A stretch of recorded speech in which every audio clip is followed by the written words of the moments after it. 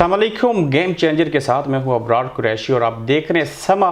तमाम देखने वालों को उम्मीद करता हूं कि आज का हमारा गेम चेंजर जो हमने एक नए दौर का आगाज़ किया, बिलखसूस उन लोगों के लिए जो हमारे पाकिस्तान आज़ाद कश्मीर से आज से कई साल कबल जो है वो हिजरत करके इस मुल्क में आ गए। और आज हमने इस गेम चेंजर के अंदर आपको ये बताना है कि पाकिस्तान में इस वक्त कौन सा गेम चेंजर जो है वो जिसका आगाज़ हुआ 2004 में, आज वो किस जगह के ऊपर पहुंचा। और हमारे गेम चेंजर का जो मकसद है, जो गोल है, जो फोकस है, वो है ग्वादर, जिसके बारे में किसी दौर में कहा जाता था कि यहाँ जिन्नात का बसेरा है, यहाँ पे मछेरों के सिवाय कोई नहीं रहता।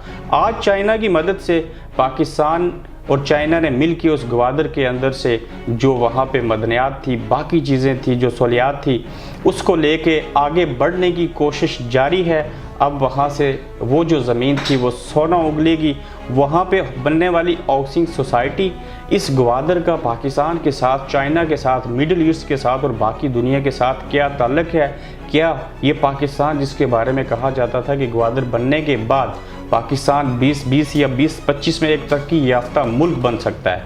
हमने देखना यह है कि इस ग्वादर का दियार गैर में जो बसने वाले लोग हैं उनके साथ इसका क्या तल्लक है। और स्पेसिफिकली इस गेम चेंजर के अंदर जो आज मेरा साथ देंगे और आगे भी साथ देते रहेंगे, मलिक मोहम्मद इसहाक इनका नाम है। ये तकरीबन 5 प्रोजेक्ट जो हैं वो बड़े कराची, लाहौर, इस्लामाबाद में प्रॉपर्टीज़ के हाउसिंग सोसाइटी के वो डेवलप कर चुके हुए हैं।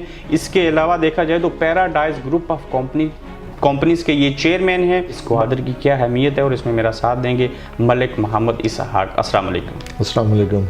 अबरार भाई, बहुत शुक्रिया, आपने मुझे बुलाया और आज मौका दिया कि मैं ग्वादर के तमाम जो हक़ाइक़ हैं वो सामने रखूं अपने सारे लोगों के और बता सकूं कि इसमें अभी तक क्या डेवलपमेंट्स हुई हैं। इसहाक साहब, आपका भी शुक्रिया कि आप इस मुल्क में आए और आप अच्छे बिज़नेस एक्सपर्ट हैं जो पिछले कई सालों से आपने इस फील्ड में काम किया। और मैंने इसलिए आपका इंतखाब किया कि आपको समझ है, चूँकि आप ग्वादर में खुद से प्रोजेक्ट करें। मैं अपने देखने वालों को ये बताना चाहता हूँ कि ये ग्वादर है क्या। मुझे ये बताइए कि इसकी हकीकत है क्या ग्वादर की। अच्छा, मैं बताता हूँ कि ग्वादर एक 2 अल्फाज का मजमूआ है। ग्वादर हवा का दरवाज़ा, इसको बलोची में इसके जो मीनिंग्स है ये बनते हैं। ये मैं 1958 में पाकिस्तान ने इसको लिया जो ओमान से। ये कोई 153 ईयर्स ओमान की डायरेक्ट जो गवर्नेंस में रहा। उसको $3 मिलियन में हमने परचेज़ किया। ये हमने ओमान से लिया था? हाँ, ये परचेज़ किया था। ये पाकिस्तान का हिस्सा नहीं था। इसको परचेज़ किया $3 मिलियन में। तो अभी हमें ये नहीं पता था कि फ्यूचर में इंशाल्लाह इसने इतना ज़्यादा कभी इम्पोर्टेंस इख्तियार कर लेनी है। तो ये सबसे ज़्यादा ये है कि अभी इसको हमने एक इंडिजिनस एफर्ट की 2004 में कि अपने इस पोर्ट को फंक्शनल करें कि कराची के अलावा आपके पास एक और भी 2004 से पहले थोड़ा पीछे जा सकते हैं कि ये हमने ओमान से पाकिस्तान के किस हुक्मरान ने किस सन में बाय किया? ये 1958 में इसको हमने परचेज़ किया। ये $3 मिलियन में इसको हमने ये परचेज़ किया। तो इस आज भी ओमानी जो नेशनल हैं वो भी इस ग्वादर में रहते हैं। अभी जो ओमानी उधर जो आपको लोकल ग्वादर में 3 तरह के लोग मिलेंगे जिनके पास ईरानी नेशनलिटी है, ओमानी नेशनलिटी है या पाकिस्तानी नेशनलिटी है। ये अभी तक इन मुल्कों से अटैच हैं, जुड़े हुए हैं। ठीक है, इस हवाले से तो अभी ये इसका जो 2004 में जो इसको एक पोर्ट को इंडिजिनस एफर्ट के जरिए हमने एक्टिव करने की कोशिश की। इस कोशिश में जो परवेज़ मुशर्रफ दौर में काफ़ी जो डेवलपमेंट हुई, उन्होंने कोस्टल हाईवे एक बनाई, इसके लिए लिंक किया। तो ये एक जो बहुत फास्टेस्ट अभी रूट है कोस्टल हाईवे जो 638 किलोमीटर पे मुश्तमिल है। अच्छा। तो ये बनने के बाद एक प्रॉपर लिंकेज हो गया था जो बाय रोड कराची से ग्वादर का। सही। तो लेकिन ग्वादर का जो सही जो इस्तेमाल था वो, क्योंकि ये गर्म पानी की एक बंदरगाह है और ये बड़ा रेयर है कि दुनिया में, रशिया में इनके बंदरगाह 6 माह काम होता है, 6 माह जम जाती हैं। यहाँ पे हमेशा गर्म पानी ये गर्म पानी का कंसेप्ट ही यही है कि ये जो कहा गया रशियन वार कि ये गर्म पानियों की वार थी या ये, तो वो यहाँ तक कि रशिया भी एक्सेस चाहता था।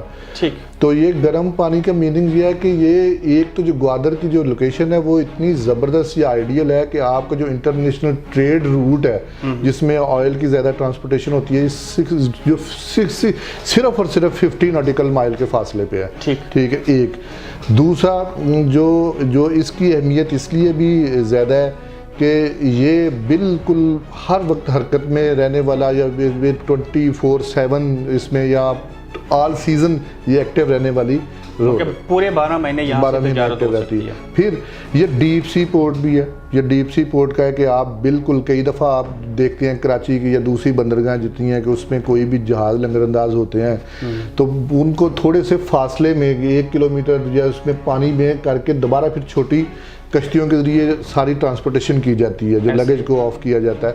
तो ये डायरेक्ट आपका ये इसका जो पहला स्टेप है ये 57 फीट डीप है। अच्छा। तो ये इसका जो आपका जितना बड़े से बड़ा जहाज भी डायरेक्ट लंगरअंदाज हो सकता है। उसमें वो छोटी बोट्स की आपको ज़रूरत नहीं है, डायरेक्ट ये इसमें बहुत ज़्यादा सेविंग भी है।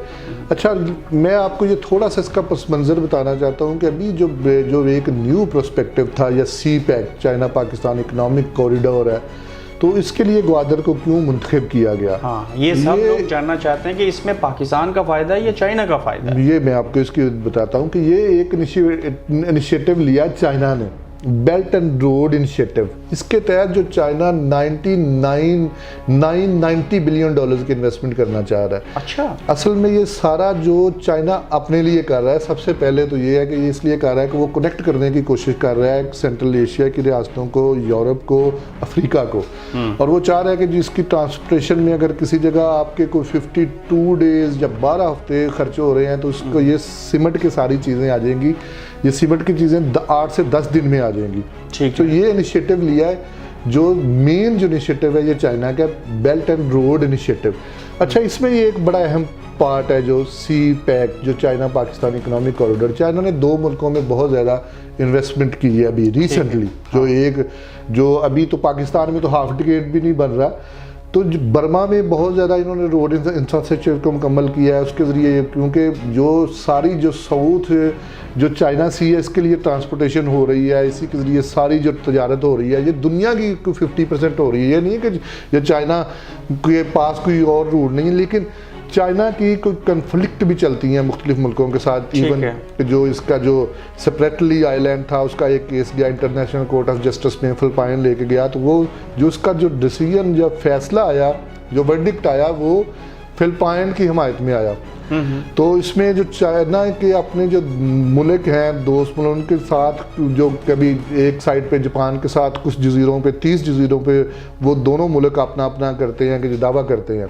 ठीक है। ऐसे ही जो दूसरी साइड है उस पे जो इनके जो प्रॉब्लम चल रहा है, ब्रुनेई के साथ चल रहा है, फिलिपाइन के साथ चल रहा है, वियतनाम के साथ चल रहा है। वियतनाम के साथ तो एक जंग भी हुई चाइना की, हालांकि वो जब अमेरिका के साथ जंग हो रही तो जो बहुत ज़्यादा वाज़े हमायती था अमेरिका वियतनाम का। ठीक है। अच्छा, जो अभी जो इनका जो क्योंकि चाइना ये चाह रहा है कि मेरे पास मुतबादल रूट्स भी हों, क्योंकि अभी आके फिलिपाइन में डायरेक्टली अमेरिका भी बैठा हुआ है, उसने अपनी जो बहुत बड़े जो कोई 2 बहरी बेड़े रखे हुए हैं। बेसिकली चाइना अपने आप को तजारत के एतबार से आगे लेके जाना चाहता है और ख़ुद को महफूज बनाना चाह रहा है। अच्छा, उसके लिए उसने कहा कि वो साथ वो एक और है कि इसने अपना, क्योंकि चाइना जो इमर्जिंग सुपर पावर है वो ये भी चाह रही है कि मेरा इन्फ्लुएंस भी हो।